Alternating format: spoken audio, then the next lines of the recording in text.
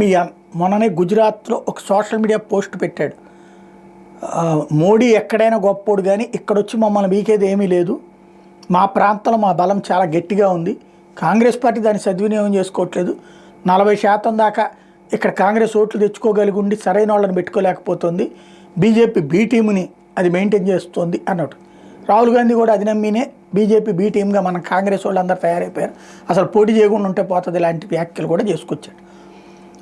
అలాగే మమ్మల్ని ఎవరు ఏమీ చేయలేరు అంటూ మాట్లాడుకొచ్చినటువంటి ముషీర్ మియాన్కి సంబంధించినటువంటి అక్రమ కట్టడాలు తాజాగా తొలగించబడ్డాయి. ఎక్కడైతే బంగ్లాదేశీలను తీసుకొచ్చి రోహింగ్యాలను తీసుకొచ్చి అక్కడ వ్యాపారాలు పెట్టించి ప్రభుత్వ భూములను ఆక్రమించుకుని చేస్తున్నటువంటి దాష్టీకానికి చెక్ పడింది. అంటే బహిరంగ సవాల్ విసిరిన మమ్మల్ని ఎవరు ఏం చేయలేరు అనేటటువంటి వాళ్ళకి ఒక స్ట్రాంగ్ డోస్ ఇచ్చినట్టయింది.